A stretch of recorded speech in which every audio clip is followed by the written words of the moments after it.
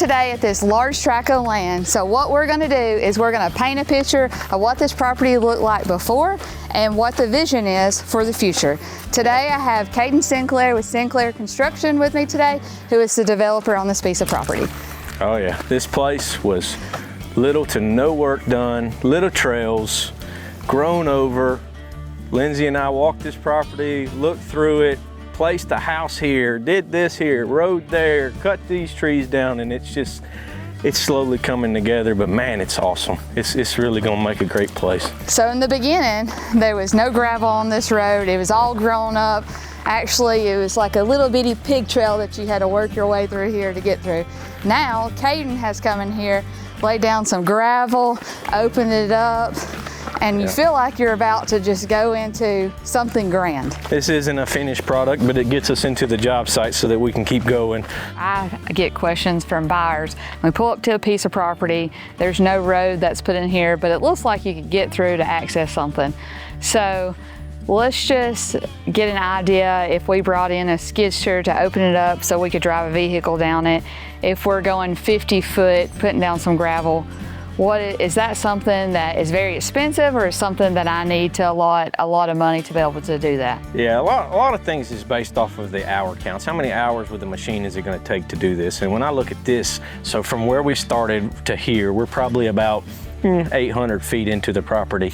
And to clear it's already had an established road, but just a little bit bigger. I mean, it probably took us 2 to 3 days with the machine. So you're talking, I don't know, $4,000 or $5,000 come through here and get it set up to where you can access your property. And then from there, you'll be able to see it and dream a little bit more. All right, let's get to the real good stuff. Yeah. All right, so we're gonna show you the building site that the current owner decided to choose for this piece of property. As you can see, they wind up coming quite a bit further back off the road. And it's just a view that you're not gonna get when you're closer to the road. Everybody looks at the dollar cost on these things, but it's how much can you pay for this view or versus, you know, just being in the woods somewhere. And there's a lot of pretty spots that are just in the woods. You get to wake up in the morning and look out your back window and see the view. That's kind of hard to beat. So yeah, it's a little more cost to get out this way. I mean, you got a little bit of power costs, water line costs, and road costs, but it's just, you buy a property like this so that you can enjoy it and love it, and it's hard to beat. Hard to beat. So when you're looking at land, there's a lot of different factors that you need to consider. One of those things is locating a building site, and I feel like one of the most common comments that buyers make is, I wish I would have built my house somewhere else. Yeah. Or I wish I wouldn't have built this house on this piece of property and I would have had a little bit more experience and trial and error. So that's why it's important that you meet with a builder. Maybe you've chose the land, you've purchased it, you've closed on it, but this is why we have Caiden with us here today. He is a licensed builder, and it's important to take the builder with you on the site, and they may be able to have a lot of ideas on where you might want to think about positioning your home too. Whether you want a view like this, like Caiden said, you may want to overlook the mountains. Or you may want a view like I prefer, tucked away in the woods where you just have trees surrounding you. So that is something that we're trying to take in consideration when we're showing properties to buyers today. Yeah, I mean, we know what things are gonna cost. We do this every day. You have ideas in your head and I have ideas, and when we get together, we're able to come out on a piece of property. I don't know if you remember, but you can look at the little island here. That's how much dirt has been cut to create this flat area. When we walked in, there used to be this little bitty old food plot here. Mm-hmm. And that little bitty old food plot, we were able to walk in the woods, we could look through the trees and go, ooh, whoa, look at the view out there. What if we took and cut all these trees, or got all these trees down, and we cut this land and we flattened this out to be able to put a house here? And so, but we know about how long it's gonna take to make it happen. So when we're walking on site with a customer, we can go, oh, hey, think maybe 20 grand on that. Think maybe 10 grand on this. And so it's been really good partnering with you on stuff, because we're able to just bounce off of each other. And I'm telling you, we can give everybody else what we've got and help them. All right, so let's head to the fun part, which is my favorite, the water.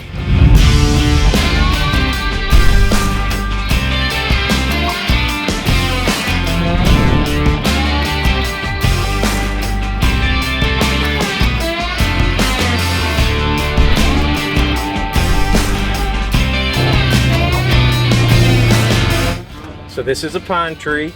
Yeah, that's a pine tree. Yep. A tract hoe. That's them in our dirt works. They do some good work. That's a nice one. You know, they handled all that. So this was all wooded through here. There was literally trees everywhere. There's a little road right here, and we actually reshaped it to where it didn't look like a cut in the ground.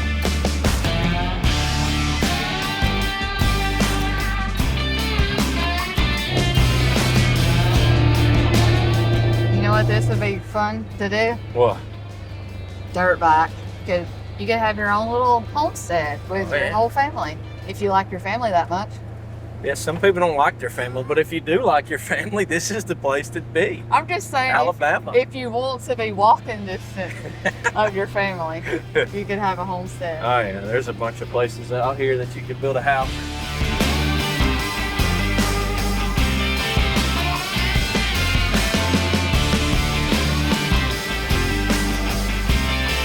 People ask me a lot when I'm showing land is, what's the age of the trees? What are they worth? So like these are probably somewhere between 12 to 14 years old. We went back on the GIS map, or the actual map, Google Earth, and you can kind of see when it was clear cut. The idea would be to, in the future, the owner just go back and clear them what they want. If they want, they may, you'll see in a second, we've kind of created a hunting area up here, so they may want to keep it like this, so it's always fun to hunt. But the way the house is set up, and that's a big thing, is you got to think about what happens if this is clear. Is your house in a spot that you want it to be in forever?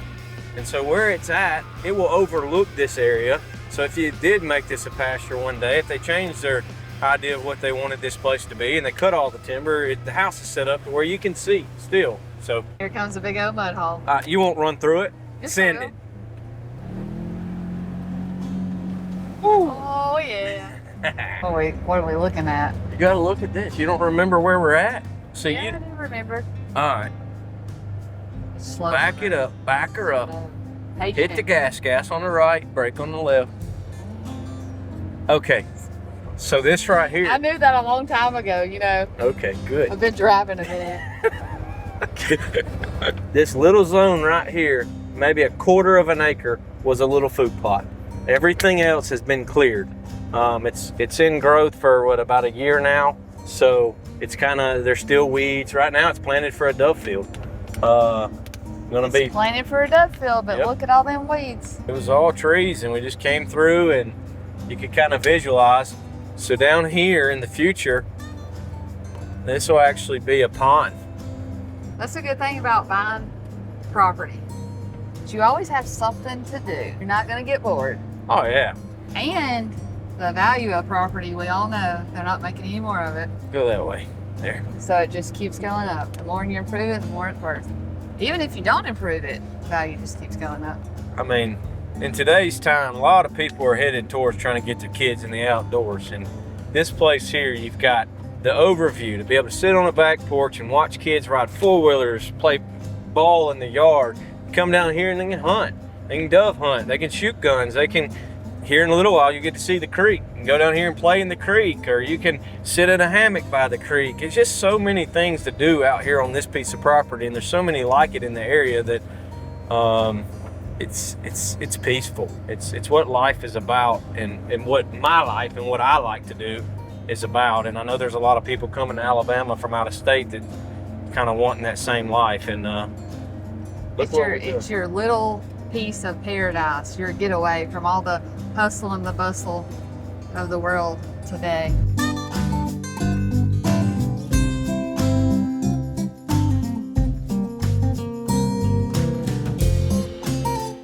A lot of people, they go to properties and maybe the realtor doesn't have the ability to see the vision like we do, or they don't have the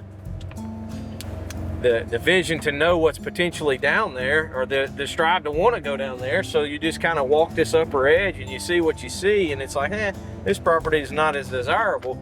But a lot of these properties that people deem as not desirable are really nice.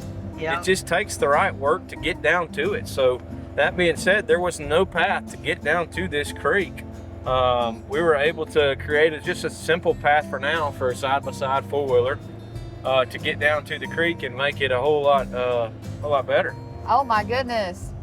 Take a look at that. We really could have brought the kayak.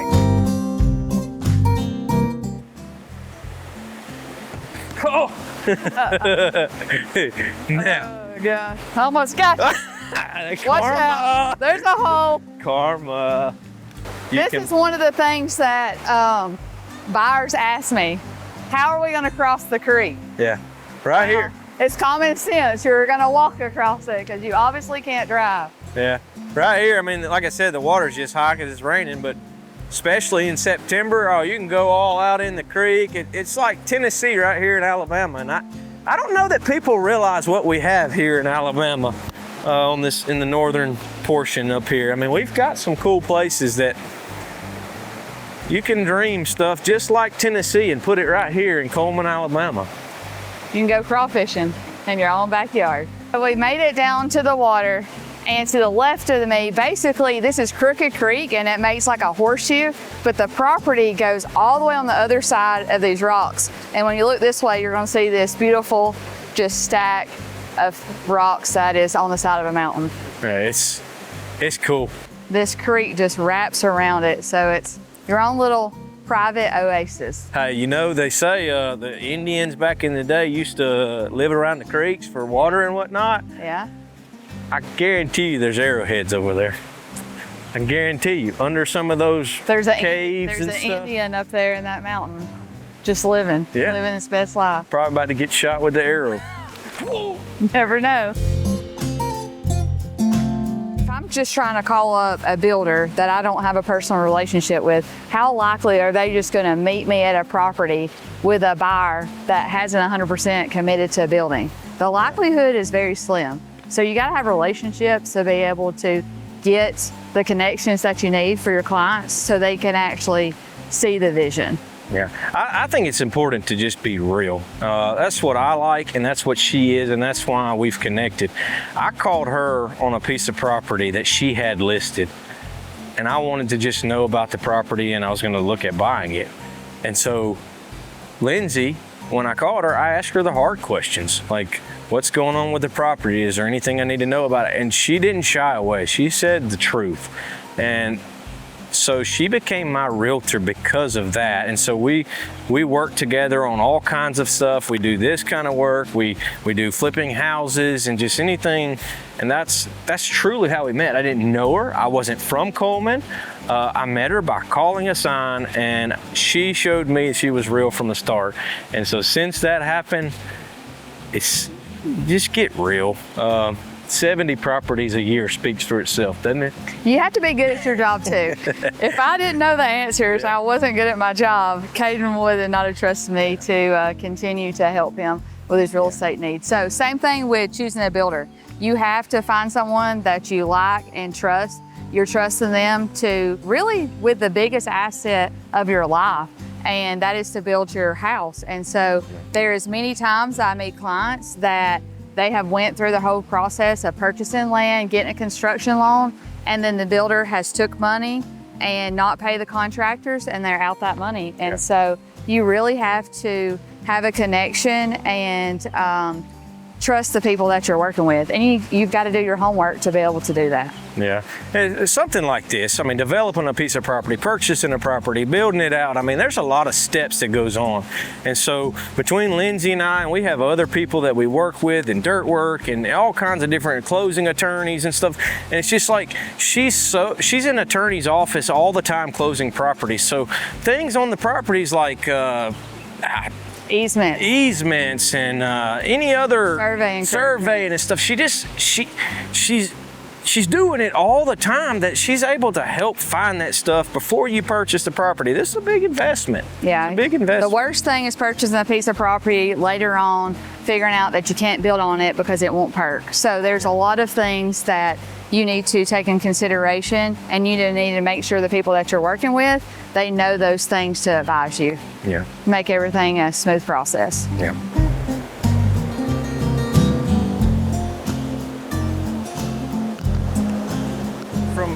From where we're standing now, it's about 1.25 miles.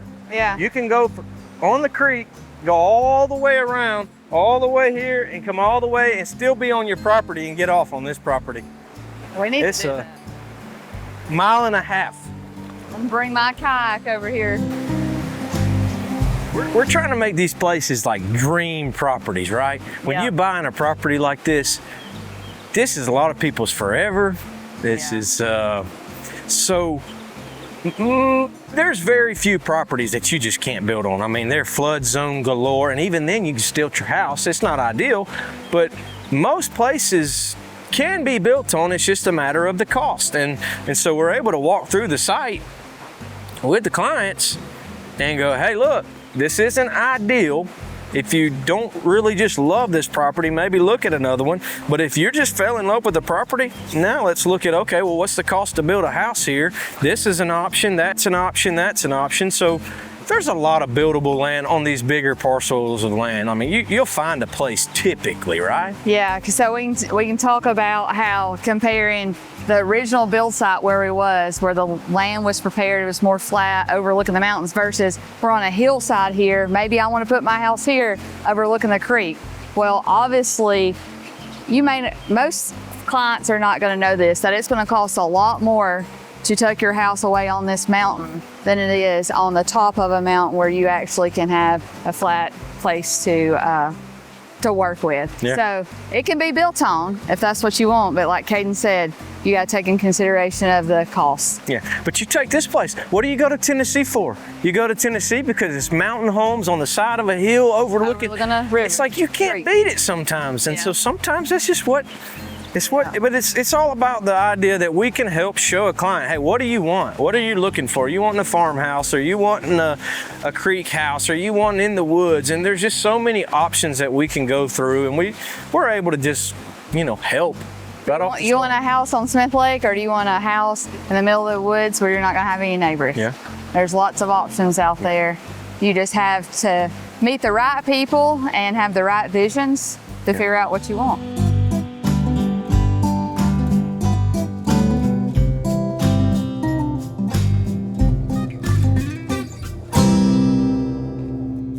This is one of my favorite things that I found on this piece of property, is this unusual looking tree, and there is a story behind it, and it's called something, but I've already forgotten.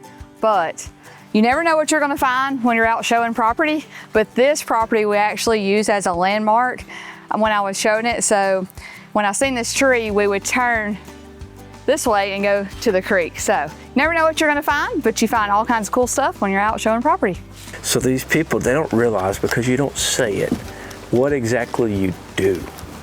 Like you sell 70 properties a year, give or take, and you got buyers and sellers, and you did it for us. You helped us connect on a property that we had. Your buyer purchased my property, I'm the seller. And people don't realize that the more you sell like you do, the more ability to connect them with potential buyers or potential sellers. Or a person comes to you looking for land, and you've already heard somebody that is looking at potentially listing their land. Well, it's like, oh, whoa, hey, I got somebody. And so you just have the ability to tie everything together. And I think that people need to realize that. So hey, just tell them that. Okay, so Caiden is right. I do work with a lot of buyers, and I do work with a lot of sellers, and sometimes I do have the opportunity to work with both buyers and sellers in the same transaction. No, I don't just run out there and tell everybody I do a ton of transactions every year, because I'm humble about it.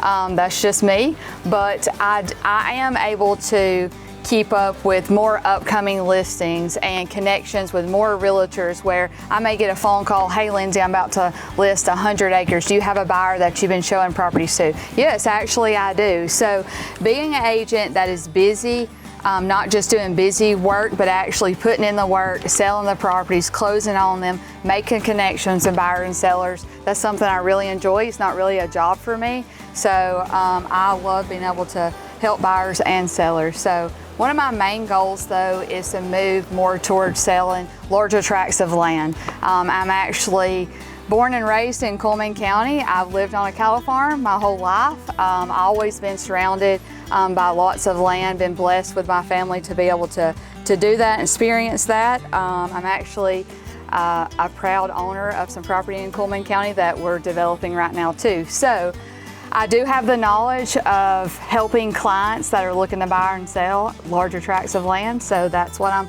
looking to gear more towards too. Just since meeting you in what, 22, we've looked at quite a few properties, and the properties we've explored, it's like there's some untouched stuff out there that people view it as not all that great, I guess. Yeah. But when we get out there, we've been able to look at stuff and go, man, this is actually good. We could let people that are out of state, maybe don't know the area, they don't know what's out to offer, you know, what's here, what do we have to offer here? They don't know that, and we can go out there and show them what we've been seeing here recently. There's a shift. Everybody wants that pristine farmland, and it's great if you can find it, and it's great.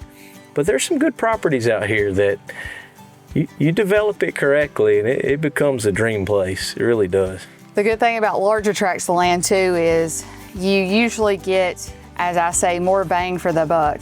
You're going to be able to get more acreage for a smaller amount per acre. So that's, you may not be able to use it all because you may have some cliffs and some valleys, but when you're looking at price per acre, you get, the more land you get, the better price per acre that you're going to be able to get. And it may be that you're not looking to buy it just for yourself. You may have some friends, some family members.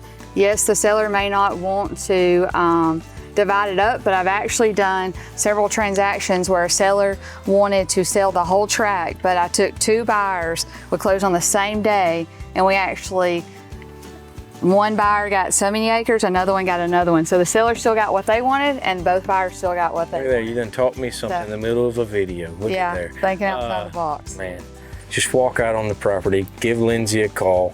You know, I'll come and help too and look through everything, and we can discuss building sites, what you could do here, what you can do there, and you just never know. And if you don't ever go look at the property, then you're not gonna buy it. But there's a lot of properties that you just don't realize. It just takes a little work, and then you've got a dream place. A little bit of footwork. Yeah. We do have options too. Look at them boots. See, she's a boot wearing realtor. Look at that. That's short boots, but look at that. We have lots of different boots, but the good thing is we do have the accessibility. So if you don't like to walk, got my trusty Ranger. If you like to walk like Caiden and you want to see every nook and cranny in the land, we can do that too. I'm not afraid to walk through the woods and show you everything about a property. So I love to work with you, and I hope you give me a call.